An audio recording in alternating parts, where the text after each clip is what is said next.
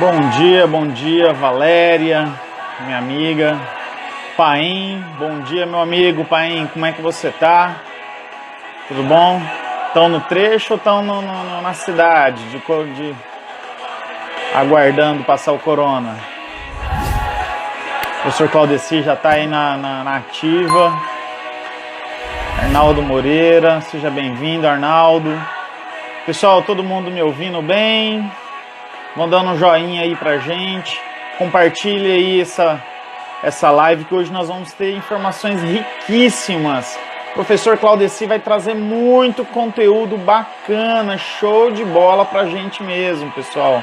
Conteúdo muito bom mesmo. Aí, ó. Paim e Valéria estão parados, né? Aguardando ir pro trecho, né? Maravilha. Show, pessoal. Vamos chamar o professor Claudeci. O professor entrar aqui na live com a gente. Maravilha. Ajudem aí, pessoal, a compartilhar a live. Fala, professor Claudeci. Tudo bom, Thiago? Como é que você tá? Tudo bem? Tudo bem, graças a Deus. Encarcerado, né? Regime semi-aberto. Eu já Faz digo, parte, né? falei, pessoal, já cumpri um sexto da pena, então de vez em quando eu vou ao mercado, padaria e tal. Tá 100% parado aí, professor? Como é que tá aí na sua Tá. cidade? Então, 100% não tá, não. Tem alguns serviços sendo prestados, né? Mercado, Uhum, padaria, posto de gasolina, né? Área da saúde. Então, nós temos bastante atividade. Mas a uhum. parte do serviço, acho que mais de 60% está de fato em quarentena. Nossa, complicado, hein? É Aqui, muito pelo complicado. menos na minha cidade, aqui em Rondonópolis, permitiram a abertura mediante com alguns processos, né? Algumas restrições, algumas empresas com limitação de acesso, né? Mas pelo menos o pessoal não estava 100% parado, né? Tem poucos O ramos que estado de ainda não São estão trabalhando. O estado de São Paulo está prevendo para agora, o dia 11 de maio, uma outra concepção. Então, aberturas de alguns serviços, com essas limitações, com essas restrições, provavelmente, que você tem aí no Mato Grosso. Uhum. Não, maravilha. Não pode parar, né? Se parar, acho que Pode não. piora tudo, né? Tiagão, tá me ouvindo bem aí? O Tô pessoal te tá me ouvindo ouvindo. bem? Então, Tranquilo, beleza. pessoal que estiver ouvindo aí, pessoal, dá um ok aí também. Dá um Isso. joinha aí, fala assim, tô ouvindo, tanto eu quanto o professor Claudeci. Para quando a gente engatar aqui, não parar tudo aí. Com certeza, né? Mas para o pessoal dar um okzinho aí, que dá um delay. Dá Não, um tá dando delayzinho lá até um chegar para ele. ok, tá ó. Não, Aí, tá ó. maravilha. Ok. Professor, vamos lá. Para quem não te conhece, quem é o professor Claudeci? O que você faz da vida? Né? Qual que é a tua carreira, a tua formação? De onde você vem? Como você chegou até aí? Quem que é o professor Claudeci? Bom, para começar o meu currículo, quando eu vou me apresentar, eu falo assim, eu sou amigo do Tiago Machado, abre-se as portas, né? Como diria antigamente, abre-se as cortinas, os artistas entram em cena, né? Mas Com eu, eu, certeza. en- eu entrei no INSS em 2007, né? Como servidor, estou lá até o presente momento, e lá venho desenvolvendo a minha carreira previdenciária. Hoje eu já assumi funções de gestão, já fui gerente de agência, chefe de benefício. Hoje eu participo do núcleo educacional do INSS para formação de servidores e recapacitação dos servidores na ativa. Faço isso também Uhum. para a AGU, para a CGU, quando me solicitam. Sou palestrante com o nosso colega Arnaldo, que está aí, né, já dividiu Maravilha. vários momentos comigo, e foi uma das pessoas que abriu a porta das palestras, né? Foi o Arnaldo e a Nilza Machado, né? Nilza Machado, em homenagem ao Tiago Conheço. Machado, abriu as portas para mim nesse outro viés. E hoje também dou aulas em faculdades, em outros cursos preparatórios, todos eles focados na legislação previdenciária. Também sou professor de língua portuguesa, além dessas outras atividades, eu sou formado em língua portuguesa desde 2004. Né? Então, eu fiz uma conexão, amo dar aula, gosto muito de direito Uhum. previdenciário e vejo a utilidade desta ferramenta, que é a compreensão, o desvendar das normas previdenciárias para para que as pessoas possam ter uma vida um pouco melhor, né? Sabendo como que funciona isso. Então, mais ou menos isso. Mas acho que o principal é ser amigo do Thiago. Aí acho que abriu as portas. Tá certo, é isso aí. Maravilha, professor. Como eu sempre falo para os nossos convidados, o nosso grupo, né, que participa das lives aqui com a gente é um grupo assim bem diversificado, né? Então a gente tem pessoas aí que já trabalham muito tempo, têm um conhecimento, mas a gente também tem alguns colegas que são novos, né? Então, por isso que às vezes as primeiras perguntas que a gente faz é um pouco mais básica, porque às vezes tem alguns colegas que têm um pouco de dificuldade quanto a isso, né? Então, assim, a primeira pergunta que eu quero trazer para o senhor, professor, é qual a diferença entre os auxílios-doença? Porque todo mundo acha que auxílio-doença só tem um auxílio-doença e você tem um auxílio-acidente de trabalho, e na verdade é quase do mesmo nome, mas muda o finalzinho, né? Mas eu queria que trouxesse essa diferença, pessoal. Qual é a diferença dos auxílios-doenças que tem hoje, professor? Perfeito, não, acho importantíssimo. Isso aí é começar bem, Thiago. Então, um abraço para o Uhum. Davidson também, que está aí na live. O Davidson também é uma pessoa muito competente da área, que ajuda Show. bastante aqui em São Paulo. E a ideia, Thiago, nessas lives é justamente isso, a gente buscar esses conhecimentos e começar a galgar degraus mais elevados. Mas vamos começar Uhum. solidificando. Primeiro, a emenda constitucional, a 103, que fez a reforma da Previdência, trouxe uma mudança nessa nomenclatura. Você utilizou aí até uma nomenclatura que já, para a legislação previdenciária, já é ultrapassada, auxílio-doença. Né? Oh, Ele bacana. é auxílio por incapacidade temporária, espécie 31 ou 91. Por quê? Porque usando a nomenclatura que as pessoas estão acostumadas, que é auxílio-doença, ele também Uhum. tinha essa variação de espécie. A espécie é a que diferencia, por exemplo, se é um acidente de trabalho ou não, Uhum. é previdenciário. Quando não acidentário de trabalho, ele tem a espécie B31. Né? Isso Uhum. decorre alguns direitos que nós vamos, ao longo da live, discorrer sobre eles. Mas os auxílios, os benefícios por incapacidade, eles são alguns e eu vou enumerá-los para você. Então, nós temos agora, essa nova nomenclatura, auxílio por incapacidade temporária, a aposentadoria por incapacidade permanente, que era a aposentadoria por invalidez. Nós Uhum. temos, né, a variação de espécie entre ela também, porque a aposentadoria por incapacidade permanente, ela pode ser oriunda de um acidente de trabalho, a espécie é 92, quando não é Uhum. acidentária, a espécie é 32. Nós temos, além disso, também os auxílios acidentes, que são indenizações que se pagam àquele trabalhador. Não é que ele está incapaz ao trabalho, houve uma redução da capacidade laborativa, uma Uhum. perda de um dos membros, perda da visão. Então, houve uma diminuição da capacidade, aí ele recebe uma indenização. A espécie que caracteriza esse benefício é a espécie B94, que todo mundo conhece, né? Auxílio acidente Sim. é o B94. Mas existe o B36, que é para a pessoa que estava desempregada, cujo último vínculo dela tenha sido como empregado. Ela também tem direito a receber um B36, uma indenização. E aqui Uhum. cabe uma ressalva, Thiago, que algumas empresas recebem notificações de auxílio acidente por erro do INSS, porque ao desenvolver esse B36, o INSS erra, ou o vínculo ainda está aberto, não houve atualização no CNIS, e vira um Uhum. B94. Aí chega a empresa para o Thiago e fala, poxa, meu FAP aqui está com um cara que já foi demitido. Às vezes é só fazer esse ajuste. Fecha o vínculo, transforma o B94 em B36, o segurado tem direito a este benefício, que é uma indenização, que é 50% do auxílio que ele teria direito, e vai receber até a aposentadoria. Este trabalhador, ele pode, com auxílio acidente, ele pode exercer atividade. É uma confusão que as pessoas criam. Pô, mas o cara está recebendo um benefício previdenciário e está E tá trabalhando? trabalhando? Aí você tem que perguntar qual é a espécie. Qual é a espécie que está? 36, 94? Pode, deve. É uma inserção novamente no mercado de trabalho dessa pessoa.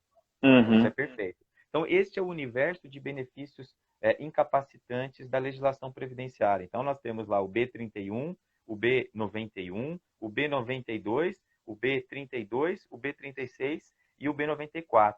São esses os benefícios incapacitantes. que aí você já apresentou na sua live aqui uma nomenclatura nova inserida desde o dia 13 de novembro pela reforma da Previdência, né? Então agora a gente vai passar a chamar assim, auxílio por incapacidade temporária, aposentadoria por incapacidade permanente. É a nova nomenclatura, nós vamos nos adaptar, mas as espécies não mudaram, continuam as mesmas. Não, maravilha. Qual deles, professor, que é relacionado a acidente de trabalho? Então, é a espécie B91 e a espécie B92. 91 é aquele auxílio por incapacidade temporária, né, que o trabalhador ficou um tempo recebendo do INSS, e a aposentadoria por invalidez, que é a espécie B92. Tá? Essa fica por... O termo ainda não concordo, está lá como permanente, mas não é permanente. Eu sou favorável ao termo indeterminado. Por quê? Porque as pessoas confundem. Quando você associa, Tiagão, o termo aposentadoria, as pessoas acham que aquela pessoa não vai mais perder aquele benefício, vai ficar com ele por toda a vida. E algumas pessoas têm esse benefício por 5, 10, 15, 20 anos. Mas a Lei 8.213, que é a lei que rege os benefícios previdenciários, ela prevê a revisão desses benefícios a cada 2 anos. Tá? O INSS não tinha... Ou seja, ele pode perder nessa revisão aí, se ele não estiver dentro do perfil, ele pode perder, então. Havendo o restabelecimento, a recuperação laborativa desse trabalhador, ele é revisto e essa pessoa volta para a empresa. E aí existe até uma regra na IN 77 que diz o seguinte: se o retorno desse trabalhador for de até 5 anos do início do benefício, até 5 anos, não passou de 5, mas até 5 anos, ele volta no dia seguinte imediatamente para a empresa do Tiagão. Agora, e acaba o benefício dele previdenciário, não paga mais nada. Agora, se ele tiver passado mais de 5 anos recebendo esta aposentadoria, ele também volta no dia seguinte para a empresa do Tiago. O Tiago vai pagar o salário dele e ele vai continuar recebendo a aposentadoria do INSS por 1 ano e 6 meses. Não sei se você sabia disso, mas ele continua acumulativamente as duas recebendo. E os primeiros 6 meses recebe 100%, os 6 meses subsequentes 50% e os últimos 6 meses 25%. Trabalhando para o Tiago, ele ganha os dois. Que é um processo. Imagina, depois de 5 anos, essa pessoa precisa passar na empresa do Tiago por uma readaptação. As ferramentas mudaram, o maquinamento mudou, o processo produtivo mudou. Então, o Tiago vai ter um tempo de treinar essa pessoa e ela vai estar recebendo esse auxílio quando ultrapassa os 5 anos. E poucas pessoas sabem dessa informação. Olha só que informação importante, hein, professor? Importantíssima. E deixa eu te fazer uma outra pergunta. Quando um trabalhador tem estabilidade, quando que ele ganha estabilidade? Só para você ter uma ideia, eu fiz uma pesquisa hoje, eu tenho um grupo no Telegram que eu fiz uma perguntinha para o pessoal lá. Perguntei, né? Quando que o trabalhador tem estabilidade por conta decorrente de um acidente de trabalho, né? Nós tivemos 13%, a gente teve 30 pessoas que responderam, né? Dessas 30, 13% falou que a pessoa tem estabilidade só quando recebe um atestado médico superior a 15 dias. 13% respondeu e falou assim, não, quando você recebe um atestado médico superior a 15 dias, você já tem estabilidade. Pronto, acabou. Né, por acidente do trabalho. 4% falou que você tem estabilidade só de emitir a CAT, independente dos dias de atestado. Não, se eu emitir a CAT, eu tenho estabilidade. Tá? 20% falou que tem estabilidade se emitir a CAT, mas tem que ser uma CAT onde que o atestado é superior a 15 dias. Se o cara receber um atestado superior a 15 dias, né, ele tem estabilidade se emitir a CAT. 63% falou que eu tenho estabilidade só após a cessação do auxílio doença acidentário, né, que eu usei em cima do termo antigo, né? Isso. Ou seja, após retornar do INSS. Professor, pode esclarecer para os colegas, porque ainda tem muita gente achando que é só emitir CAT ou só ter um atestado que gera estabilidade por auxílio por acidente do trabalho. Você pode esclarecer isso aí para o pessoal? Claro. Professor? Uma oportunidade bacana esse seu questionamento, e as pessoas que responderam e que se equivocaram, não se preocupem, é assim mesmo, a gente tem que aprender. Já vivendo e aprendendo, né? As pessoas ficam com receio até de responder, com medo de ter uma invertida. A gente tem que perder esse medo, a gente tem que expor as nossas falhas e vamos corrigi-las, assim que é importante. Olha, aqui a gente vai ter que compreender um pouquinho as normas, eu vou exigir um pouquinho mais, mas é importante, eu sei que o grupo é fera. Primeira coisa que a gente precisa saber, para ter direito a esta estabilidade de 12 meses que prevê a legislação previdenciária, tem que alcançar o direito previdenciário. Para alcançar o direito previdenciário, Tiago, o trabalhador ele tem que ativar o botão do artigo 60 da 8.213. O que diz esse botão?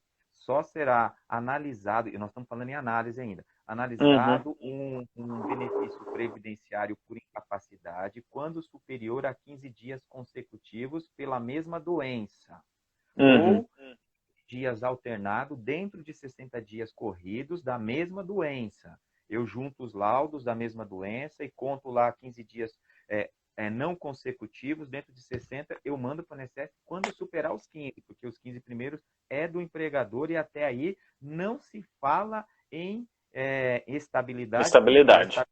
Advém da concessão de um benefício previdenciário. Senão você não acionou a legislação previdenciária. Você não está falando em estabilidade se você não aciona a Previdência. Aí sim, ultrapassou dos 15 dias, mandou para a Previdência, analisou. O INSS concedeu o benefício cuja espécie é B91, acidente de trabalho. Não importa o nexo, técnico, profissional ou epidemiológico, ou trajeto, não interessa. Depois nós vamos falar sobre isso lá na frente. Então, gerou a espécie 91, ao cessar este benefício, ok? Começa a estabilidade de 12 meses pela legislação previdenciária. Perfeito. Além disso, durante o recebimento do benefício cuja espécie é 91, tem que efetuar o depósito do FGTS. Tá? A empresa, no caso, tem que pagar o FGTS. Tem que pagar o FGTS. Diferente, aí eu fico doido, mas a norma tem que colocar, da espécie B92, que gerou uma aposentadoria por invalidez, vai gerar, após a cessação dessa aposentadoria, a estabilidade de 12 meses, porém, durante o recebimento da aposentadoria, não é obrigado a pagar o FGTS. Entendeu? Isso já tem uma decisão. A aposentadoria, que é algo mais gravoso, não obriga o recolhimento do FGTS. Porque se entender também, né? Então, nós temos que perguntar para os legisladores, temos que cumprir a norma, né? Esse debate. E é importante que as pessoas saibam disso, porque existem departamentos que fazem o depósito, não precisa. Se faz porque realmente pensa no empregado, porque tem uma questão social, mas não porque é obrigado por norma. E aqui nós estamos para falar que a norma diz que nós temos que fazer. Que é obrigatório, né? Então, respondendo a pergunta, o que a maioria respondeu, 63%.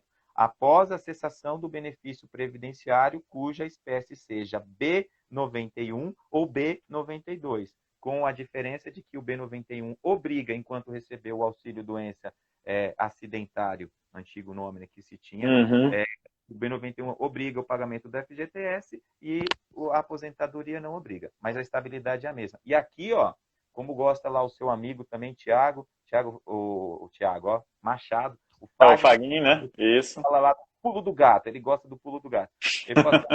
Ele gosta dessas coisas.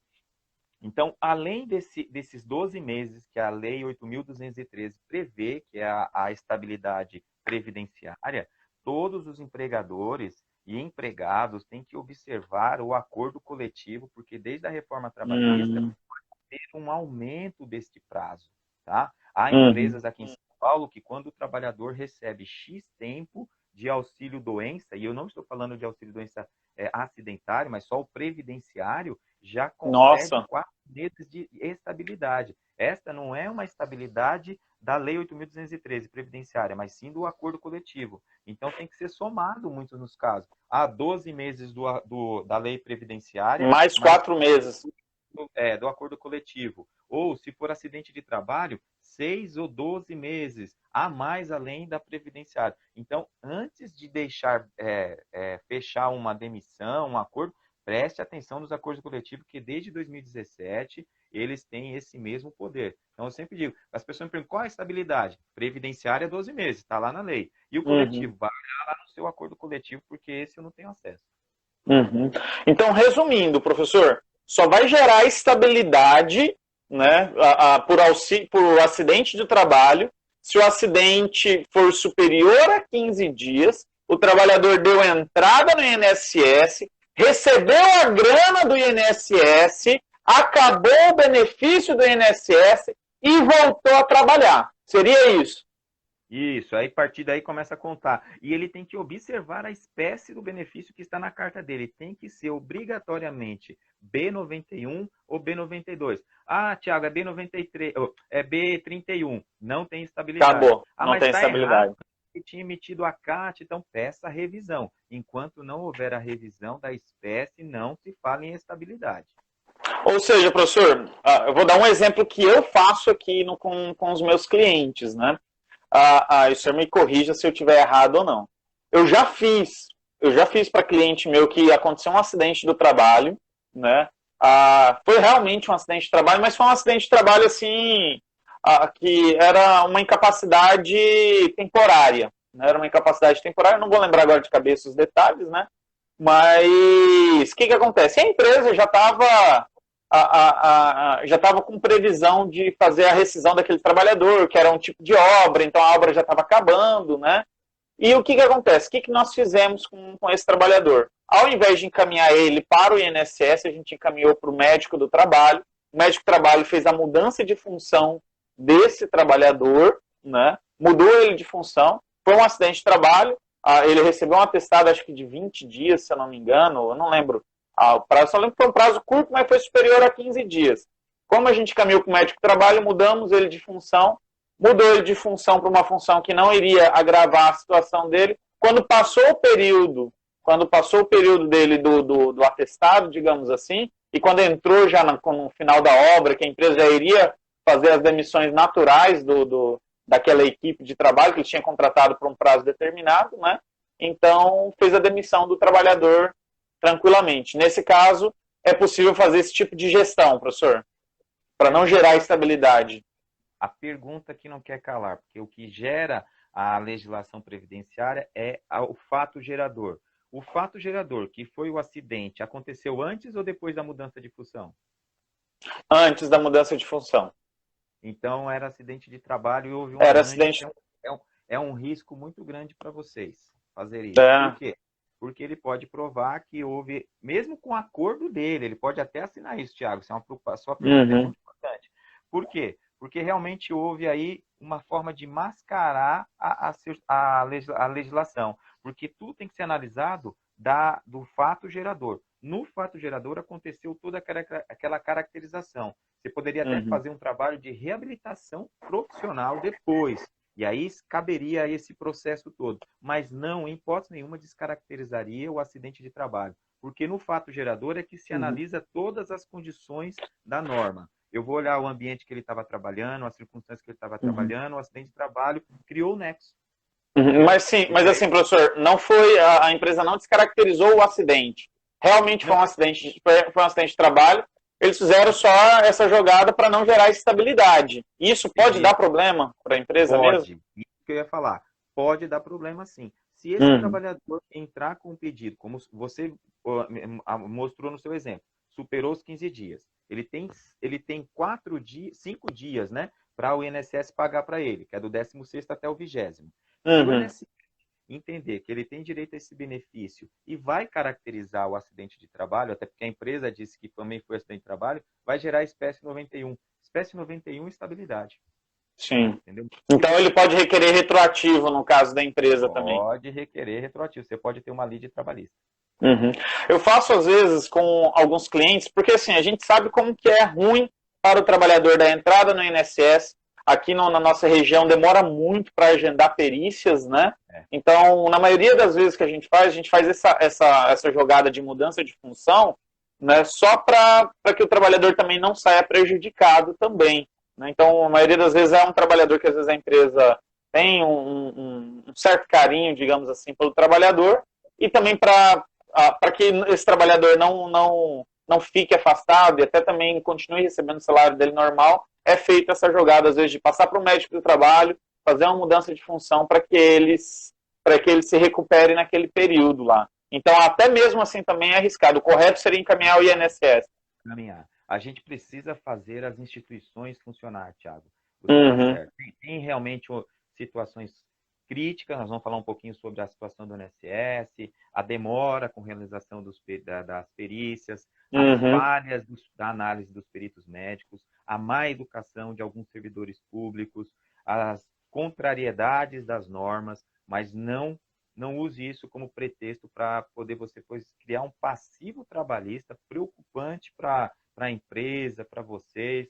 Não façam isso, não. A orientação é que se faça as coisas como elas são. Os fatos são esses. Vamos melhorar esse aspecto, vamos criar outras maneiras. O médico do trabalho tem que estar acompanhando, de fato, esses trabalhadores para perceber os danos que poderiam acontecer e mudar a função antes que as coisas aconteçam. Porque se aconteceu, a gente tem que pagar o ônus, é o melhor caminho. Entendi.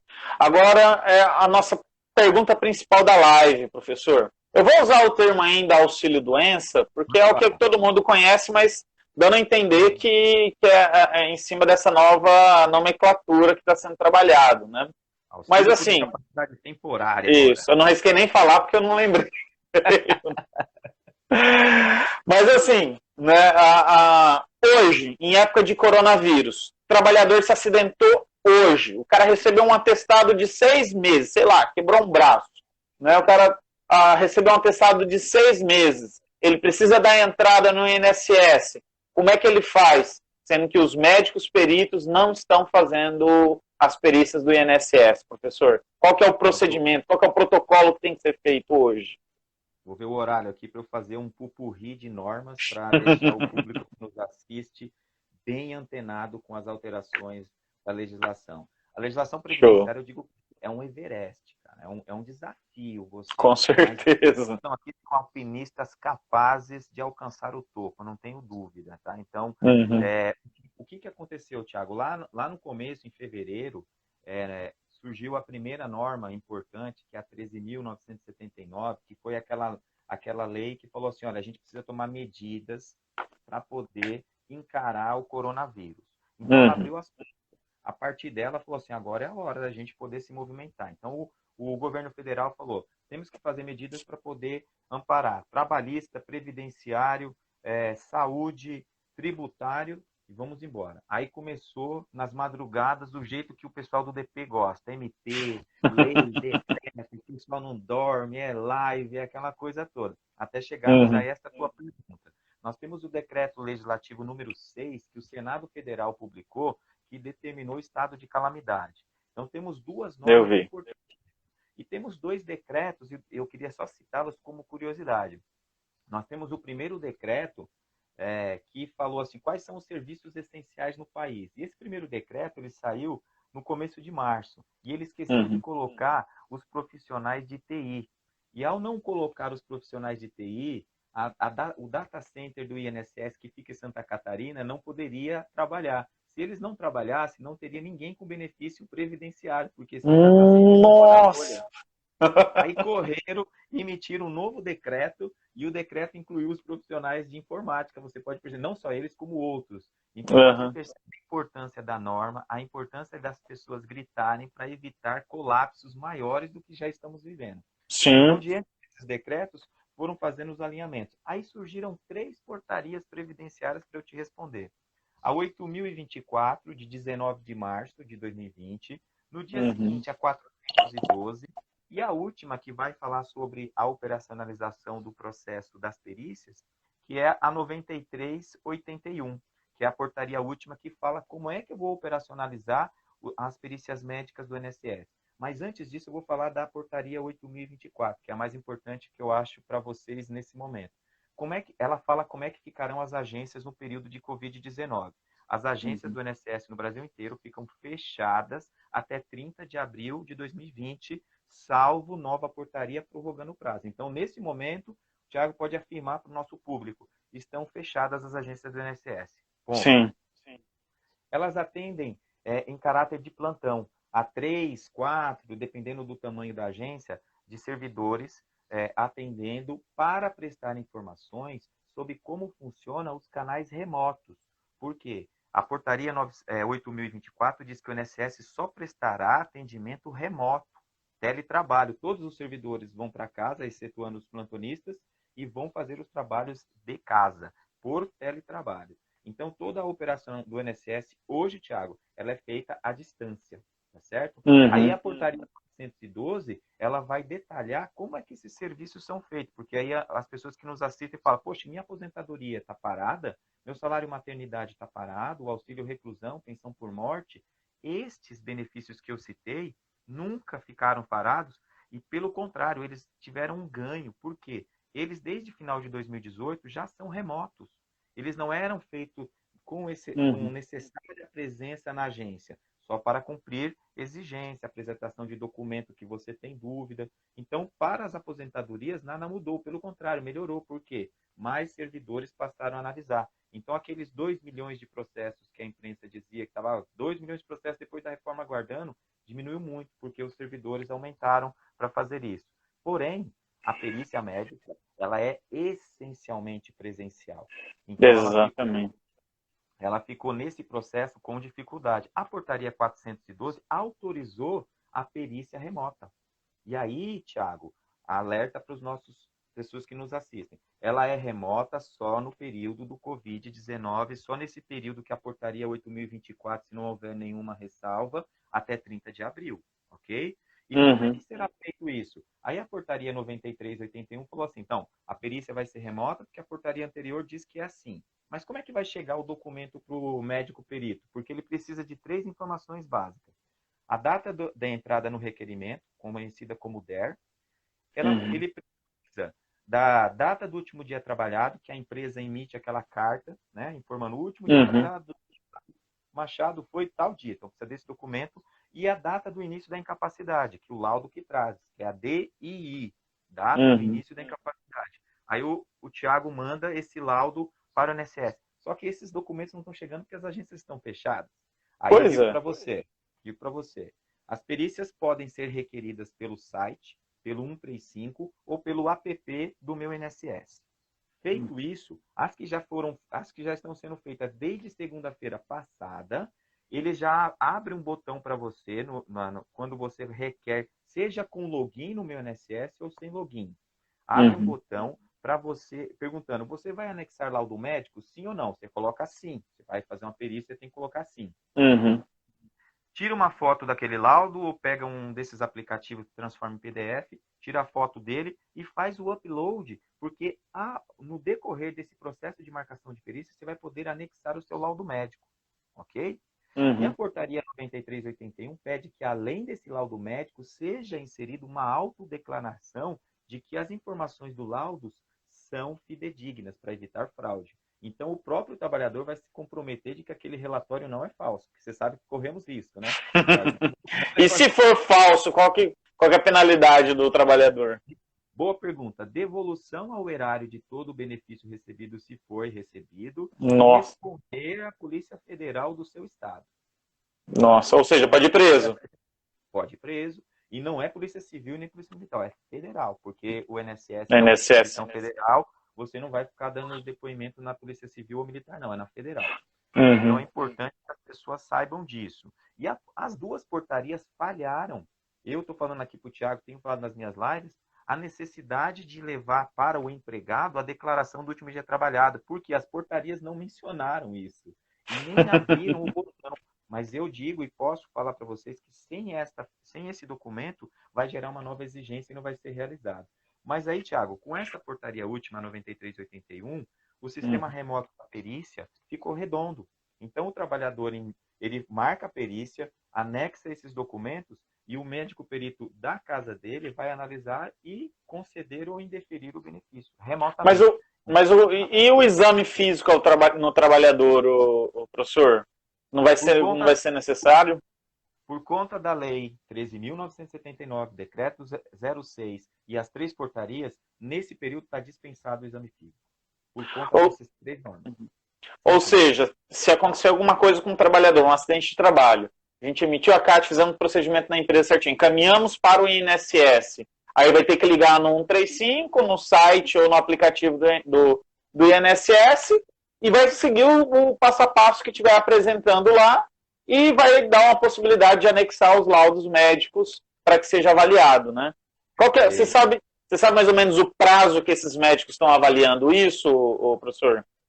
Sim. Agora a gente já consegue ter, nas lives anteriores eu não tinha, porque nas lives anteriores eu fiz todas a semana passada e eu estava no meio do furacão, a gente não tinha começado a operação. Então eles começaram a fazer esse processo. Aqui no Brasil ainda não tem os números fechados da semana, mas a celeridade tem sido bem frequente. Por exemplo, quem requereu a semana passada já está começando o processo de validação, de negação ou de concessão do benefício. Só que tem um detalhe, Thiago.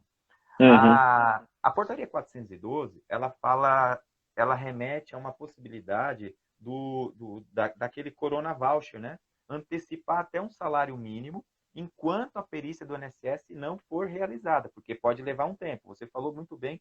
Pô, como é que vai ser isso? A gente ainda não tem os prazos. A gente calcula que vai demorar em torno de... A espera vai demorar em torno de 45 dias. Isso Brasil. Cada região tem 45 dias. Então, é um tempo que pode ser mais longo do que nós imaginávamos. Prevendo isso, a Lei 13.982 preveu a antecipação de até um salário mínimo para quem está aguardando a avaliação remota do auxílio-doença. É uma maneira de ajudar. E aí, Thiago, frisar, é antecipação. Não é que você vai ganhar um salário mínimo e depois vai ganhar o seu benefício. Não. Quando você ganhar o seu benefício, o que você antecipou desconta. Bacana. Chamar atenção a isso. É para que a pessoa não... E se a pessoa não tem... por exemplo, o perito indeferiu. O cara recebeu esse Corona Voucher aí e o perito indefiniu. E aí, como é que ele paga isso de novo? A portaria não preveu isso, mas eu vou te dizer. Se indeferiu, meu querido, vai devolver. A portaria não falou, vai haver a regulamentação posterior, mas você está correto. Até porque, Thiago, há 2 fluxos. Aí eu acho que o INSS errou nessa portaria última, porque ele criou 2 fluxos de análise do mesmo objeto.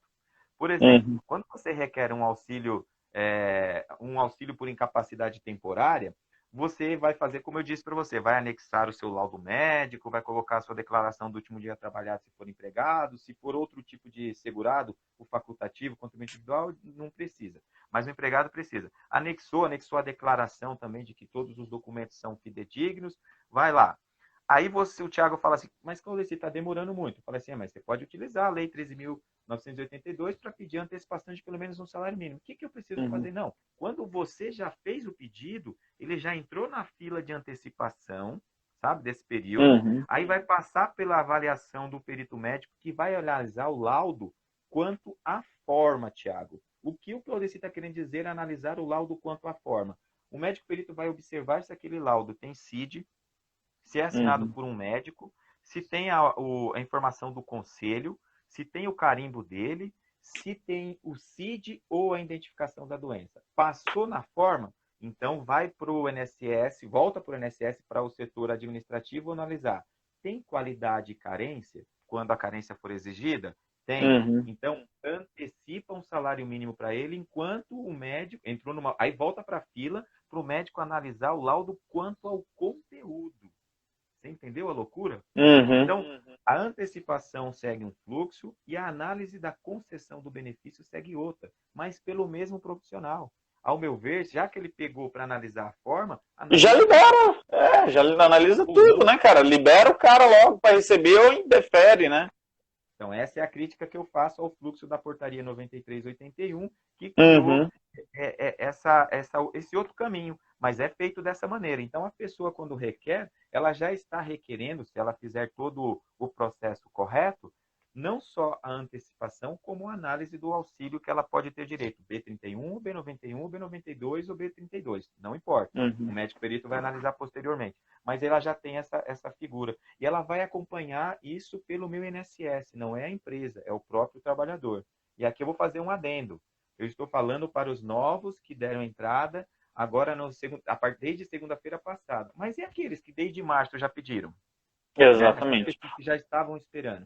Ou aqueles que nem eu estou com um caso, um trabalhador que se acidentou ano passado e vai requerer atualizações, venceu o prazo, prorrogação. A prorrogação segue esse mesmo fluxo que eu falei para você. Todos os novos pedidos tá moleza. Existe no meu INSS lá, tem um símbolo, um ícone, que é tem uma cruz vermelha dentro de uma pastinha, o símbolo da medicina. Da medicina. Então, clicando lá, você pode fazer não só a marcação da perícia inicial, aquele cara que começou hoje, se acidentou hoje, como aquele que pediu prorrogação. Lá tem o botão perícia inicial ou prorrogação. O meu Show. problema, Thiago, quer dizer, o problema do Brasil nesse aspecto são aquelas pessoas que já tinham perícias agendadas e as perícias iam ser exatamente do dia 19 de março para frente, que é quando entrou esse processo que nós estamos discutindo aqui. Então, para essas pessoas, a DataPrev, que é a empresa de informática, o que ela fez? Ela entrou no sistema, remarcou essas perícias e vai colocar em exigência. E esses trabalhadores vão cumprir a exigência anexando os documentos necessários para essa análise remota. Então, quem ainda não tem lá a remarcação, tem que aguardar a remarcação, e quem já tem a remarcação tem que aguardar o pedido de exigência. Esses trabalhadores vão continuar na espera, enquanto não houver esse ajuste, entendeu? Esses são os mais prejudicados. Mas ele não daria para o cara entrar, ligar no 135 lá e tentar, pelo menos, ver que pé que tá? Perfeito, deve sempre. Eu acho que aqui fica a deixa nesse momento para que a gente possa, não só com o INSS, mas qualquer instituição pública ou privada, acionar meios de informar as falhas no fluxo, a ouvidoria do INSS tem que ser informada, o trabalhador tem todo o direito de consultar e saber o andamento, se já foi marcado, se já foi remarcado, se está em exigência, se ele já pode fazer o download, ele utilizar os canais remotos e evitar de ir às agências, até por conta da saúde pública, né? Pensando no bem coletivo, ele tem que aprender a usar esse canal, aprender a usar esses métodos para melhorar. Está disponível no site do INSS modelos, eu disponibilizei no meu LinkedIn, no meu Instagram, posso passar para você um modelinho para você explicar para essas pessoas que nos assistem como é que eles fazem para operacionalizar isso, para evitar que eles se desloquem até os ambientes físicos das agências do INSS. Maravilha, professor. Então aqui a gente entendeu já a diferença dos auxílios doença, que agora mudou de nome. Como que é o nome, professor? É auxílio por incapacidade temporária, aposentadoria por incapacidade permanente. Maravilha. Eu ainda vou decorar esses nomes aí, né? Então esses auxílios, né, que são relacionados a acidentes do trabalho. Vimos também quando que o trabalhador tem instabilidade por conta do recebimento desses auxílios também, e vimos o procedimento que deve ser feito agora em época de coronavírus. Né? Lembrando que vence agora dia 30 de abril, que o senhor falou, né? Se não sair outra legislação, volta o que era. Volta o que era dia 4 de maio, as agências abrem as portas e as pessoas poderão tirar as dúvidas, levar documentos, já serão reagendadas perícias, todo o processo volta se não houver nenhuma norma que complementar, né? Perfeito. Maravilha. E falando em norma complementar, professor, ou revogada, é um assunto que eu acho que muita gente está aí na live querendo saber, né? Medida provisória 905. A gente conversou, né? Você disse que ia dar uma palhinha para o pessoal, até não tô... Tem muita gente fazendo pergunta, pessoal, até peço desculpa, mas que se eu for ler as perguntas não vai dar tempo, não vai ter... A gente só tem 60 minutos de live aí, não vai dar tempo de a gente entrar nesse assunto aí também, tá? Mas vamos lá, professor. Medida provisória 905 foi revogada. O que aconteceu com o acidente de percurso, professor? Comenta aí com a galera.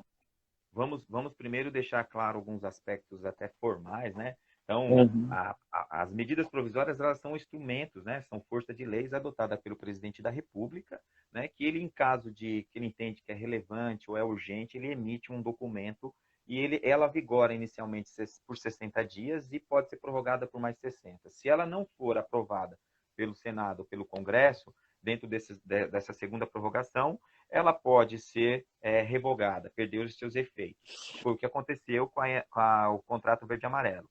Então, o que aconteceu com todos os impactos, não só do trajeto, mas, por exemplo, os assistentes sociais que haviam sido excluídos do INSS, eles não estavam mais, estava lá num artigo escondido. Até eu não concordei com a forma dessa MP, porque ela escondeu a informação. Tinha alguns links que você tinha que entrar nos links que remetia à norma, e você tinha que estudar a norma para saber o que ele revogava. E nesse era o item que estava o acidente de trajeto. Porque estava lá, artigo 21D, inciso 4. E você, como assim? O que é isso? Foi revogado.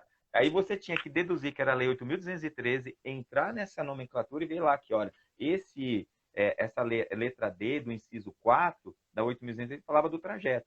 Então, enquanto vigorou a MP 905, foi dispensada a emissão de CAT para o acidente de trajeto. E o que foi considerado nesse período? Foi considerado um auxílio temporário, né? Um auxílio por incapacidade temporária, espécie B31, mesmo que acontecendo no trajeto de casa para o trabalho e do trabalho para casa. E do dia 21 para cá, o que aconteceu? Voltou ao que era antes da MP. Voltou a ser necessário a emissão de CAT e será analisado pelo INSS a concessão do B91 para esses casos. Então, volta ao que era antes. Haverá ainda, como você até nós conversamos, uma nova MP ou um novo documento emitido pelo Congresso e pelo Senado Federal para verificar como é que vão ficar as relações jurídicas do período da vigência da MP. Mas é fato consumado, por experiência que a gente tem. No vigor da MP, prevalece aquilo que aconteceu. Volto ao que eu falei com você. Quando foi o fato gerador? O fato gerador foi dentro do vigor da MP. Aplica-se a MP. O fato gerador foi pós o fim da MP. Volta ao que era antes da MP. Ou seja, o trajeto voltou a ser considerado acidente de trabalho. Ou seja, acidente de trajeto continua sendo acidente de trabalho, tem que emitir CAT. Se o cara der entrada no INSS e conseguir o benefício, tem estabilidade. E depósito para FGTS enquanto receber a espécie B91. Maravilha. Agora a dúvida, professor, que até alguns colegas me perguntaram também. Até um funcionário meu me perguntou também. Tá, Thiago, digamos que o governo mantenha o acidente de trajeto como acidente de trabalho. Tá? Não faça nenhuma lei, né? Eles falam assim, não, olha, a gente não quer mais que o acidente de trajeto não seja considerado. Agora ele vai ser considerado, a gente não vai fazer mais nenhuma lei quanto a isso, né?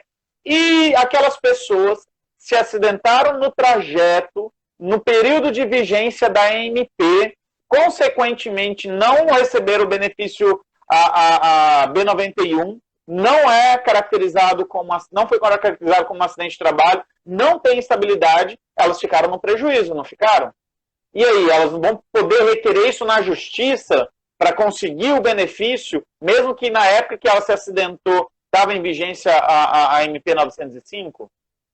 A Constituição prevê para as medidas provisórias, quando elas expiram o prazo e não são votadas, como foi o caso da MP 905, o Senado e o Congresso discipline quais são as ações jurídicas que podem acontecer no vigor dela. Nós vamos aguardar. Experiência pelas MPs que já foram emitidas anteriores e que eu acompanhei desde 2007 para cá. Via de regra, o direito que a pessoa tinha ou a falta dele no vigor não são alterados, salvo algum dispositivo colocado pelo Senado Federal, pelo Congresso Nacional, falando para as pessoas que foram prejudicadas no acidente de trabalho, nesse item específico, elas têm direito a requerer ou administrativamente, direto no INSS, ou pelas vias judiciais, elas vão ter direito. Via de regra não tem. Vou dar exemplo das MPs que alteraram o tempo de recuperação de carência da gestante, do salário maternidade, que é um dos benefícios mais gratificantes que tem de conceder.